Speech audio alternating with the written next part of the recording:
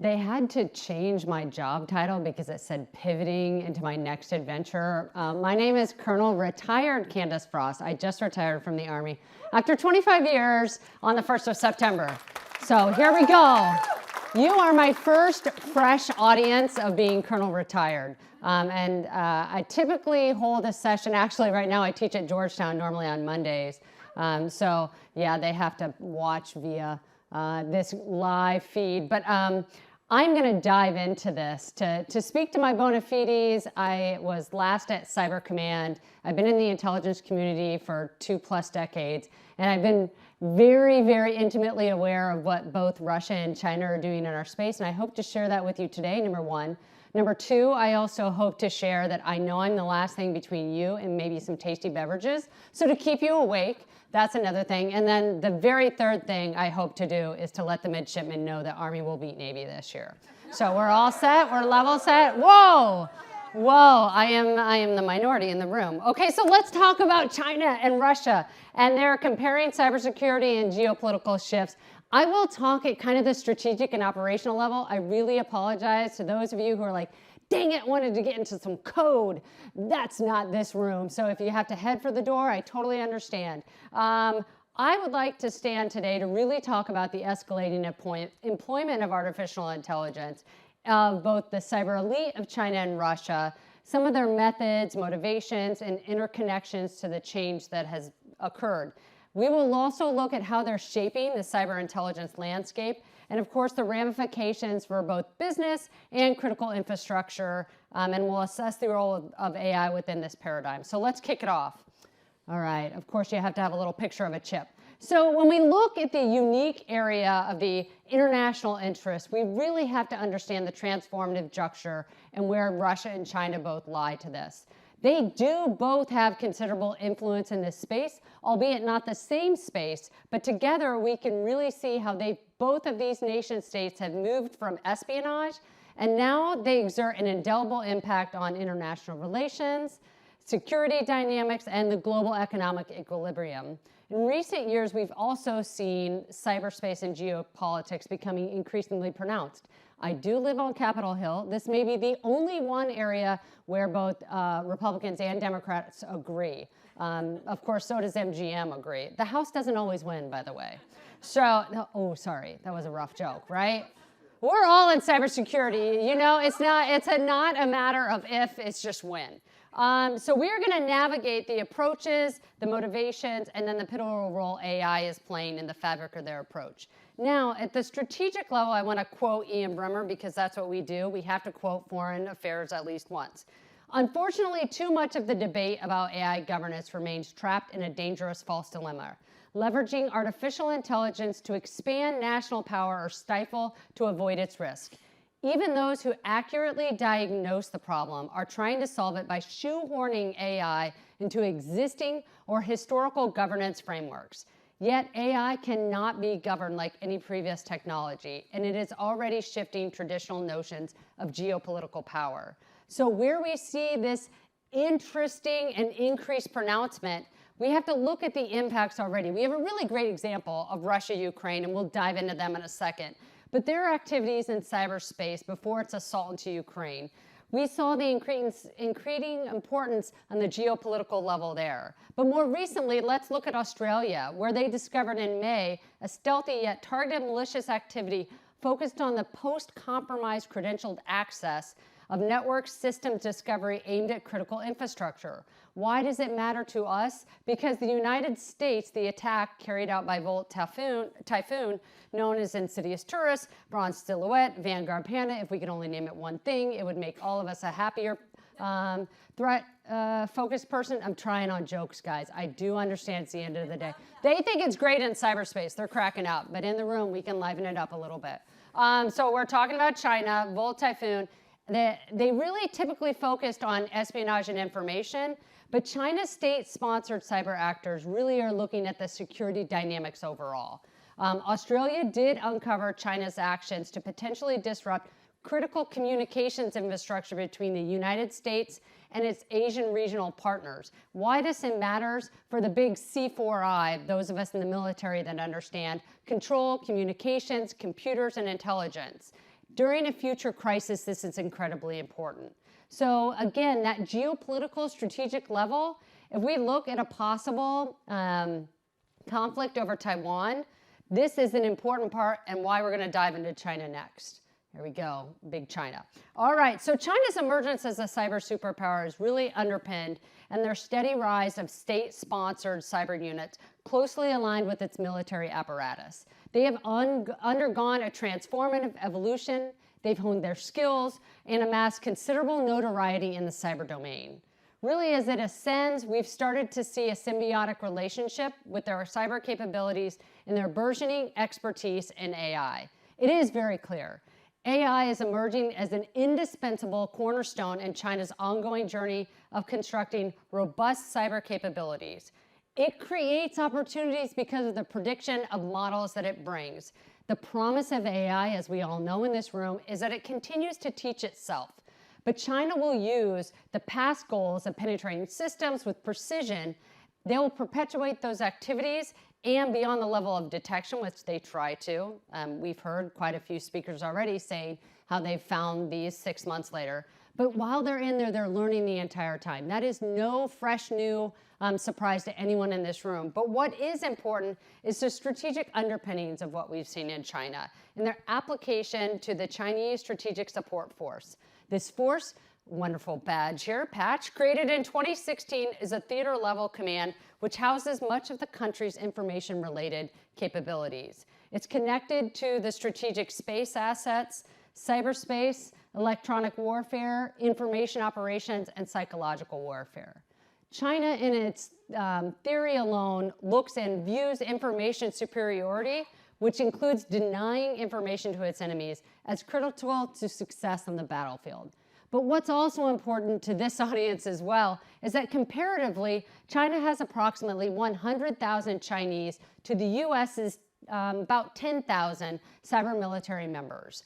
While understanding that quantity has a quality all of its own, that is a huge number, massive-wise, to what they've done. Now let's move from the strategic level down to the operational level.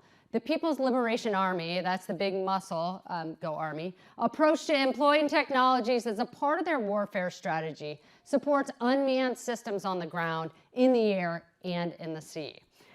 They support information operations, they enable command and control, and they improve cyber and electronic warfare through AI network analysis.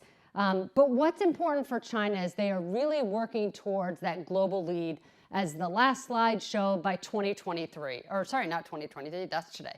By 2030, let's go with 2030, we have 7 years. So China's primary focus uses AI to move faster, make better, well-informed decisions, and then develop a variety of autonomous military vehicles. Jacob Hellberg, a senior policy advisor to the data analytic firm Palantir, I don't know, is anybody hissing now? Because I know I understand, it's a Mandian.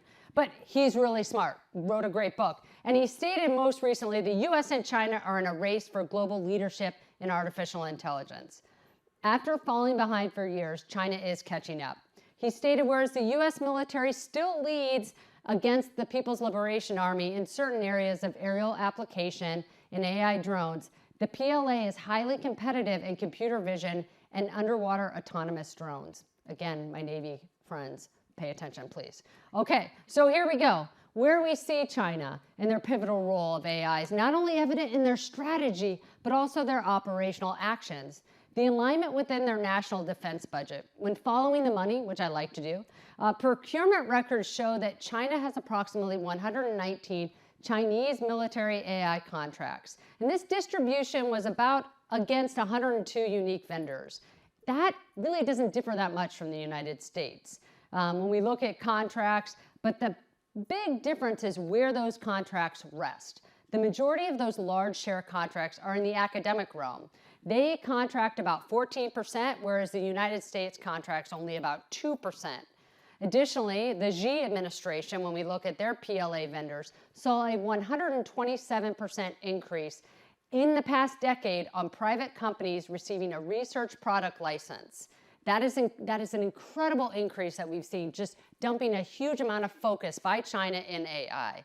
The Beijing Institute of Technology, one of their premier world institutes for weapons research, established the first educational program in military AI in the world.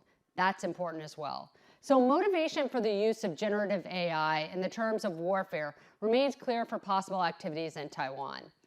Internal to China, though, we have to talk about what they have sent with recent regulations against AI. It came into effect most recently in August, and they mandated that AI generation hold on to core socialist value, not to produce content that subverts the CCP-held regime, nothing that would damage the country's image or undermine national unity or social stability. But when it comes to artificial intelligence regulation, the primary focus of China, aside from keeping people in a box in China, look to grow business and continue to harness the prowess of technology. They want to keep the growth engine humming of China itself, and this is the way they can do it best. Now, China's unified whole-of-government approach to develop AI does have an advantage over the United States, but there are substantive shortcomings. Of course, whole-of-government is very different in China than it is in the US. We have this thing called democracy and freedom, and there's again, I'm trying. We can smile at this. We're in the United States. Smiling's allowed. But there are substantive shortcomings. For example, China's government funding machine is inefficient, often corrupt, and they favor research institutions receiving a disproportionate share of government funding. We've already spoken about the academic realm, but now that you can look at the investments that they've made, they go into products that produce surpluses exceeding the market demand. In addition, China faces real challenges in recruiting and retaining AI. We can look at the United States and pat ourselves on the back because if you look at data scientists in the US, the majority have been working in the field for over 10 years, while roughly the same proportion of data scientists in China have only been there for less than 5 years. Furthermore, to our great graphics that we have on the left and right here, fewer than 30 Chinese universities produce AI experts and research products. Now you can see the quantity of research of papers produced is very different than the quality of published papers. Peer reviews mean something to the academic world. Sorry, I have my geek hat on right now. So for the academics out there, you do understand the difference, right? They are, by peer citations alone, they're ranked 34th globally. So if we start to freak out, especially if we look at the news media of how much more China is doing, but again, quantity and quality are two different things. So we can see the focus of their development on AI military applications is a bit different. Their risk tolerance for development processes is less cautious. That should be something we all pay attention to as well. Lastly, China's approach to AI was significantly stymied by the economic export controls. This is my policy wonk hat I'm putting on now. Per Gregory Allen, Senior Fellow with the Strategic Technologies Program at the Center for Strategic and International Studies, best known as CSIS, he stated whether it is the realization of algorithms, the acquisition, a massive database, or computing capability, the secret behind the rapidly development of AI industry lies in only one physical basis, and that is the chips. Therefore, it is no exaggeration to say no chip, no AI, given the irreplaceable role of AI chips as the cornerstone for AI development and its strategic significance. As China pushes forward with their development of AI systems, they remain more than a decade behind the state-of-the-art systems in the United States. Additionally, China was cut off from acquiring advanced US equipment, and that compounds with additional issues. In March of 2023, the Dutch and Japanese governments announced that they were also adopting new export controls. What that means is that the advanced semiconductor manufacturing equipment have primarily shut the door. Combined, the United States, Japan, and the Netherlands are responsible for nearly 90% of global sales of such equipment. This impasse impacts China's attempt to rapidly accelerate its use of AI. Okay, that's the good news story. The bad news story. Despite the chip shortage of China, the recent demonstration of their use of generative AI to create a social media content targeted towards the US audiences is prolific. Per Clint Watts, the general manager of the Microsoft Threat Analyst Center, again, another right word, Amandian of it. I am not hired by anyone, so I'm retired military. I can make fun of everyone, but I won't make fun of Mandia. Not at all. Go Mandia and Google. Okay, so here we go. Back to Clint Watts. Awesome, you got to read his writing. But He has stated since March, China has created viral content to divide U.S. voters on politically divisive topics, such as gun violence, degenerating the U.S. political figures and symbols. As visualized here, one cited example was an AI-generated poster of the Statue of Liberty holding an assault rifle, along with the caption, "The Goddess of Violence." Now, I do want you to look at, I think it's her right hand and the 6 fingers that are on there. Any of you who have done any of the facial recognition with AI, you'll see, you notice you have chiclet teeth. If you haven't done it yet, it's fun. But I would say these are the telltale marks that this was AI generated. You oftentimes start to look like you have sausage fingers. So the Statue of Liberty gained a finger, as a matter of fact. So the state affiliate, back to serious speech. Okay, state affiliated social media campaigns targeted more than 103 million users in 40 different languages to sow misinformation, amplify propaganda, and influence elections. We really need to look to our neighbors to the north to see the impact of China's information operations. They were possibly impacting about 1 to 10 of the Canadian MP elections, and this was targeted and influenced by China. It's headed to the United States in 2024.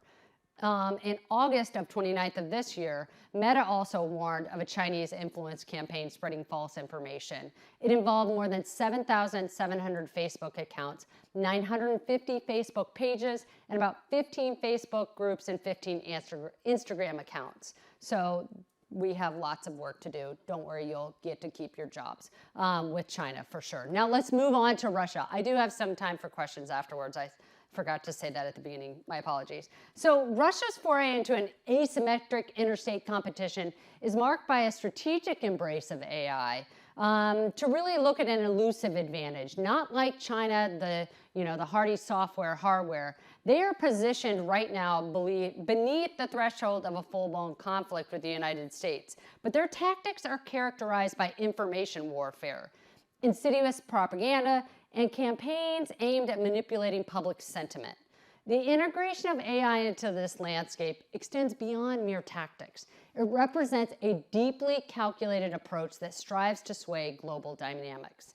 Now, we are here to dissect Russia's actions that unearth the future layers of what they may do in AI-driven manipulation and the pursuits of the strategic information that they hope to hold on to. Now, as Russia officials are convinced that Moscow is locked into an ongoing existential struggle with internal and external forces. The internet, that free flow of information that it engenders, really is to Russia both a threat and an opportunity. Much of Russia's military theorists do not use the term cyber or cyber warfare. Instead, they broadly use the framework of information warfare, a holistic, really look at warfare itself with computer network operations, electronic warfare, psychological operations, and information warfare. In keeping with traditional Soviet notions of battling the constant struggle and threats in the information space, they are more or less under constant assault that never ends. Demonstrating this activity is with the intelligence systems, really looking at state persistent threat groups, APTs. We can look at, per the slide that you see up right now, both the Cyber Institute, Microsoft, and Mandiant are depicted here. This followed Russia's invasion into Ukraine, and it was averaged or interpolated about a cross-source comparison that aimed to paint a very general picture of the rough patterns and orders of magnitude. We can see from the start of the conflict throughout about the first year where we saw cyber activity below the threshold of conflict with respect to Russia. But moving less so of the actual attacks and more so into the information domain, which Russia uses AI much more in. We know that their intelligence services and state budgets are combined, but it's much harder for us to actually see in the open source world what their intelligence services budgets are in the information space. So we're going to look at more of their media and at the unclassified level, their state budgets. Some of Russia's funds for AI use is demonstrated by funds allocated for media. And if I look at about 2021, before the invasion, it was a 1.5 billion US dollar was allocated for that. If you then traverse to January to March, right before the actual invasion of Russia in 2022, the spending on mass media from Russia tripled in alignment with what Russian Putin president called the special military operation in Ukraine. And they focused on an external audience, and they do this quite often. They looked at the 4 Ds: dismissing, distorting, distracting, or dismaying for foreign audiences against real events. Most recently, they used this to paint their own view of war and atrocities committed by Russia, their army in Ukraine, into this like dystopian reality where war is called peace. Simultaneously, Putin assures his internal public that he is making Russia great once again. And in so doing, he has opposed a system of political repression where he holds political, social, and economic power, allowing for oligarchs and others in his inner circle to profit and enjoy a luxurious life unless you attempt to overthrow him. And then you have a 2-month lifeline and you get on a plane and die. But the rest of his inner circle that is abiding by his rules are doing pretty darn well in the oligarchic circle. So the use of artificial intelligence, let's go back to this actual, what we're talking about here. It's not new, but the scales and incentives to build it continue to grow. We see that Russia has generated a use of toxic misinformation that's led to the erosion and eroding of social trust in democracies by distorting and making things up through bad information loops in the feedback. We know that Russia created a use of AI-generated profile pictures, and they maintain a presence across Facebook, Twitter, I guess it's X now, LinkedIn, in an apparent attempt to appear more convincing. We know that the Russian Internet Research Agency, now defunct, linked their accounts with AI-generated avatars, and they employed real people and unwitting journalists to write authors, typical novice freelancers, to write articles about this. It published over 500 articles in English and over 200 articles in Arabic. Some of them original, others copied from a different range of sources. The network appeared to designated to target progressive and left-wing audiences in the United States and in the United Kingdom.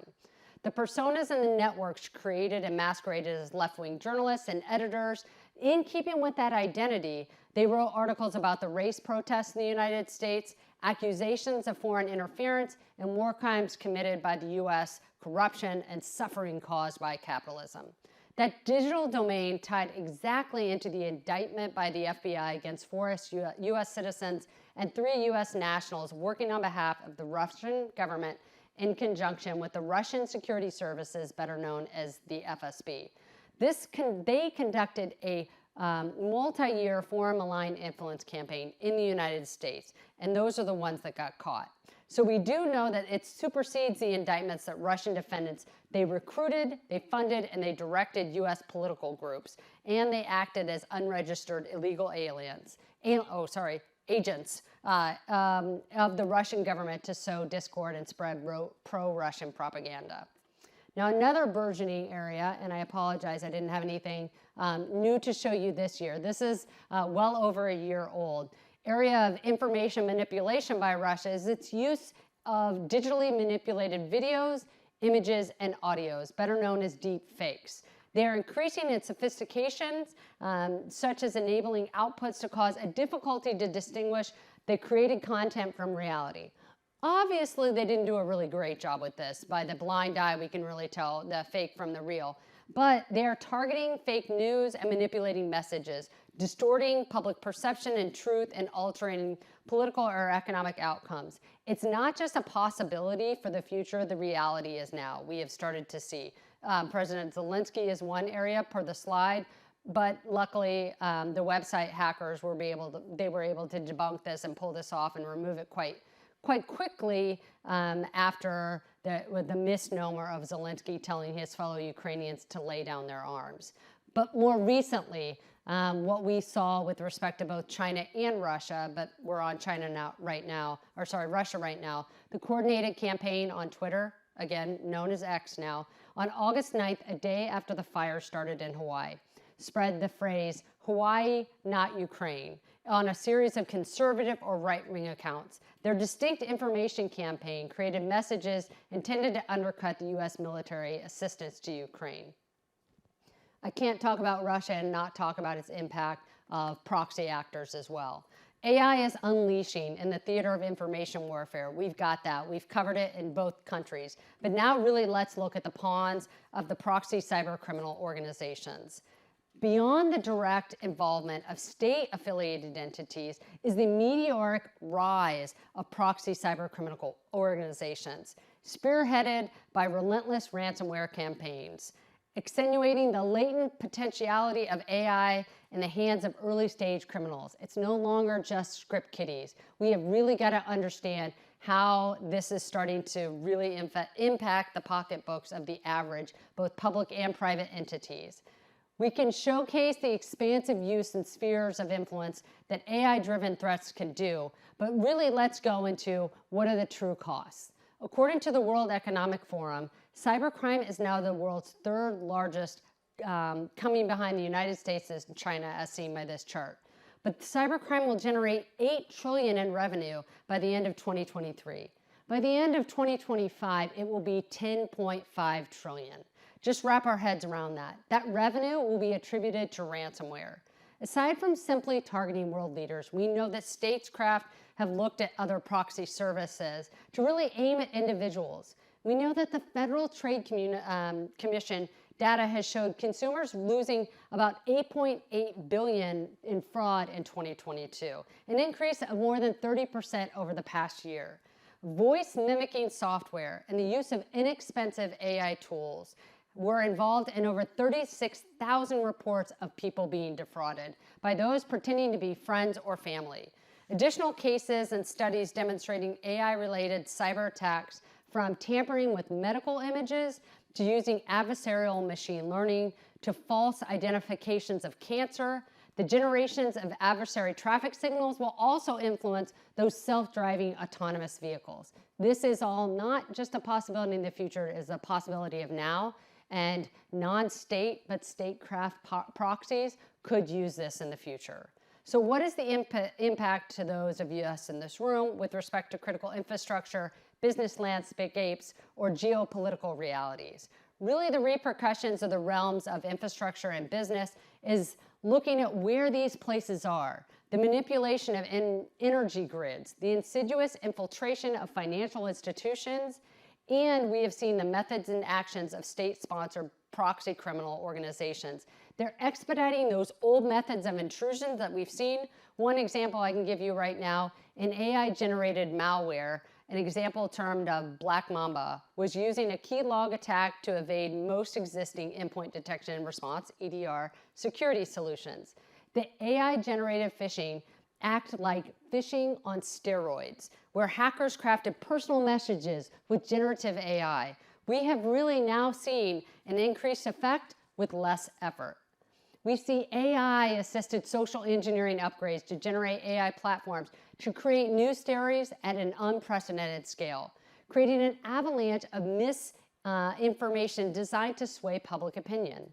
And these all go beyond the initial testing of energy grids and financial institutions of the past. Attackers will be able to apply AI to get more value from stolen data as well, and to create more harm to use it to refine cyber attacks.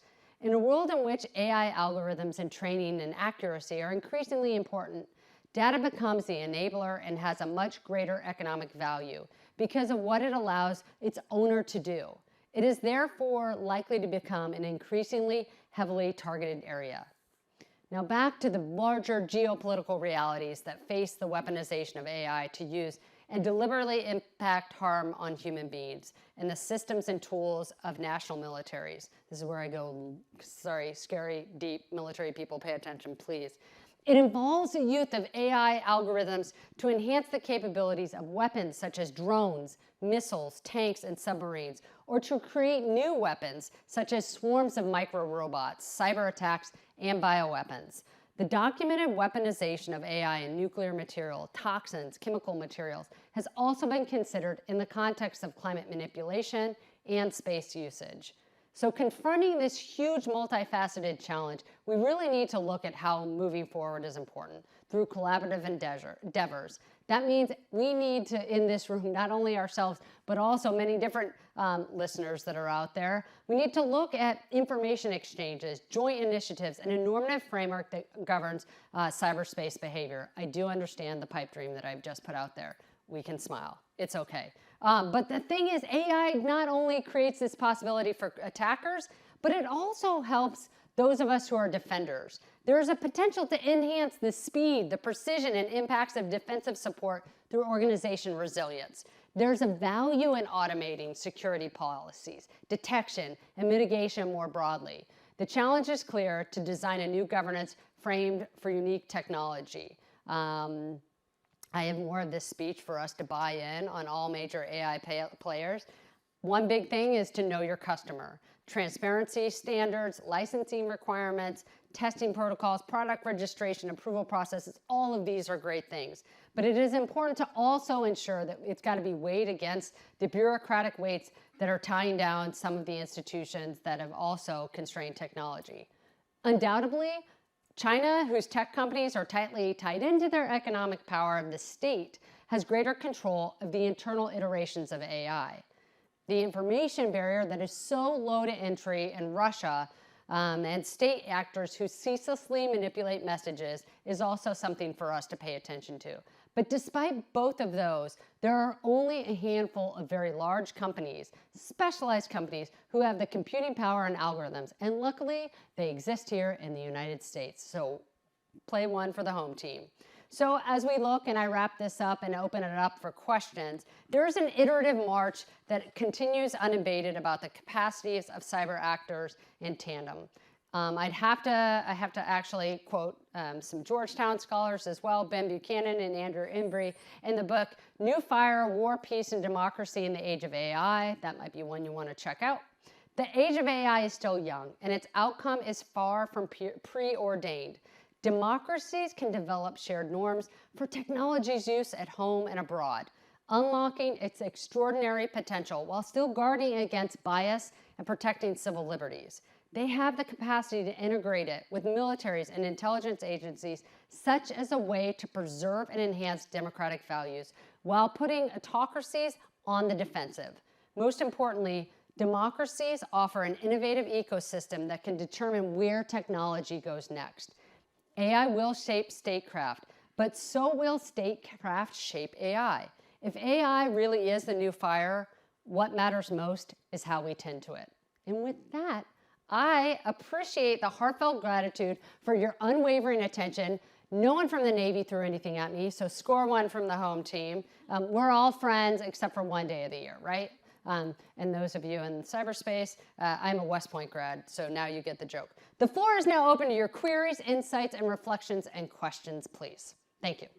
So we've got about 12 minutes for questions, and just raise your hands, I'll come over. There you go. Navy, you want to throw the first? Great presentation. So I'm wondering about the AI capabilities of other very technically savvy countries like Japan and South Korea, and is that a counterbalance to China in the Asia-Pacific region? One would really hope so, and I think the fact that we are starting to have, again, I say there are some areas that politicians agree on, and this is one of them, and the fact that we've got to have greater collaboration, especially in the Asian-Pacific arena. We have seen an impact of, and when we really look at Taiwan, that is the tipping point. We've seen Japan step forward. They've also prevented and attempted to stop, when we look at the chips and different harbingers of China's economy, they've tried to stop that as well. So that is one huge area that the State Department, they lean very far forward in. They even have their own cybersecurity arena that they've started and have attempted to grow and burgeon this cross-communication with all levels of the government. So I can say we are strengthening relations with certain countries, and that's a good thing, but there are still other arenas where China just outprices at the end of the day. And cost has a comparison when you're looking economically, especially in our Latin American partners. It's just hard to compete with the price that China has offered so many of their products. And so that is one area we just we as the United States will have to continue to pay attention to. Thank you, ma'am. Very grateful for your presentation. I had a quick question regarding what AI is looking like in undersea autonomous vehicles. Like, exactly what are the implications of that, and what are the developments looking like? So I think there's a huge, if we look across the entire spectrum, and I don't know if there's anyone I'll start with the air and then move into the sea. And also, anything I say is not for speaking for the Department of Defense. I am just a mere Candace Frost now, doing my own research with open source information. And when I look broadly, a great example you can look at from the air, and anyone that's a pilot right now, I apologize, you will be a part of the legacy system, because we're starting to see at some point, just with self-driving autonomous vehicles, we're seeing the same thing tested out in Russia, Ukraine right now with drones and unmanned systems. And so if you can compare that from huge, large collection platforms all the way to like almost thumbnail size flying flies, or very, very small collectors, the entire span we have seen exist in the air. So that same technology in underwater submersibles, it's still incredibly difficult, but if you look at really great companies like Anduril AI, that's a US company that has done a substantive amount of, and I think they were awarded a pretty large contract by the Department of the Navy to look at underwater submersibles and how they'll use that for collection platforms as well. Again, the size, the size of the air is very large, but so are our oceans. And so although they can come up with these different submersibles, there's still a lot of platform and area to cover. Go ahead, please. Sure, thank you. So there's a lot of talk about AI regulations, but how much does it really matter if the US and other countries get together in regulations if China or Russia aren't going to follow them? So I think at the end of the day, where we, the United States and many of our allies, kind of have that advantage is the fact that the tech companies themselves, where they're based out of, the United States. I got a little thrown on a path today because I mentioned regulations and they were like, we want guardrails. So I should be saying guardrails instead when we really look at these arenas. But and that kind of goes back to the AI, and when we look at the huge percent of who owns the tech, who owns the algorithm, who owns the chip, normally set the rules. What's important though is when you look at the precise amount of data, and that goes to the point you just made of the huge amount of data that China has collected over the years, and also grifted or stolen as well from other means and measures, what they can use with that data. And that's kind of the oil of the machine. That's the area that I am probably most concerned about. Thanks. So given what's happened over the past 3 decades, right? And now we're looking at hundreds of billions of dollars coming out of the average American citizen, right, starting to feed war chests overseas, whether that's direct or indirect.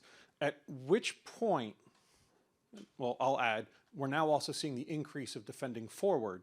At which point do we finally draw a line in the sand and say, enough is enough? In which point do you mean? With respect to like ransomware or with respect to cyber operations? Cyber operations against, other nations, right? So from a nation-to-nation, standpoint, sure, that's always going to happen, right? But when you start attacking its population, right, critical infrastructure, the democratic process, right, that starts to draw a line, right, at least for me as an individual. But for us as a nation, when do we draw that line? So I think the hardest thing, and you speak to my heart, please come to any of my classes that I teach, but it goes to the fact of attribution. In the absolute difficulty, it is everyone in this room, if you understand cybersecurity operations, you understand attribution is never easy, and it takes an enormous period of time, and the breaking news cycle on CNN flips every 30 seconds. Or Fox News. So that part, people want an answer right away, and God bless cyber actors. They're really good at misattributing and having us, look at different. North Korea did this hack, actually. Russia, we know time zones. You did it. So it's an incredibly complex process, and the fact that they're targeting so many different arenas Their playbook changes all the time. For all of us in this room, that's really good. You will always stay employed. But the hard part is, where as a state do we draw the line? The line wasn't drawn when NotPetya happened. The line hasn't been drawn we just haven't seen that one state. My joke is, what if a cyber 9/11 happened and no one noticed? I mean, if you're a gambler, you're seeing that right now with MGM. But again, trying to laugh. We're going to have beers next, friends. Serious, still serious. Okay, it is a possibility. And what if this has happened? I mean, I read those staggering, you can't wrap your arms around the vast amount of wealth. That's why I like to show that third largest economy. If you look at that alone, what dissuades a country from doing that by proxy criminal organizations? There's no disincentivization right now, except for really strong defenses. And I appreciate all the companies that are out there working collectively with our government to do that, although I do not represent the United States government. Please. Yes, it's a great talk. And I understand this is more about weaponized AI from many countries. It keeps people awake easier than So the is defensive there any stuff. research focusing on counter-weaponized AI? I think that's probably another way to, better than sort of regulation or other things to defend this weaponized AI. So I think, whereas I know there are hardy companies that are out there doing that and probably making some good money, I would say that the issue that we have seen in this arena, whether it's offensive, defenses, counter-offensive, is that the ease and ability to manipulate the system at such scale makes it incredibly tough to really have that counter weaponization at such a rapid pace. So I mentioned there's goodness in the defense. We are going to be able to create defensive measures and protection much faster than we did before. It will recognize those, non-human activities that are in baseline with the average user, because they'll know each of us very intimately in our use online. So there are good things that will come out of. I mean, I'm a super pro AI person at the end of the day. Please don't get me wrong. But I want us to see and go in with our eyes wide open of what state actors may potentially use and how this will be impacted on warfare. And I have 2 minutes, so I think there's probably one last question, and we give it to Navy. All right, it's going to the Navy. Here we go, teammates. Thank you so much for speaking. First of all, I'd like to say go Navy. Second of all, I'd like to ask, so there are so many of our partners like the EU, Ukraine, and Taiwan who are facing huge amounts of disinformation daily from Russia and China. What are some lessons that we can learn on how they fight these influence campaigns? So there are some really interesting, I think there's a New York Times article that came out that spoke about some of the Scandinavian countries and how they've started at a very young age to teach their population because they were just inundated by Russian mis and disinformation. And so by taking that and really harnessing and understanding that this isn't a one-off, we can't just ask super large social media companies to please stop what you're doing, because it's just not feasible. The ability for these bad actors to use this to manipulate in their advantage will continue. But it's really just the understanding and recognition. We don't all have to live in this dystopian post-truth world. There are facts in the world, and we happen to live in a country where civil liberties are protected and democratic values are upheld by our institutions. We have to reinstate the faith in those things and understand when there is a misalignment with information that's out there to target people, it will become more insidious. And the last piece of advice I'd say is always count the fingers on the, on our Lady Liberty. With that, you will always know, is someone trying to trick me? Thank you all for your attendance. Thank you for your attention, and enjoy the rest of the conference. I appreciate it.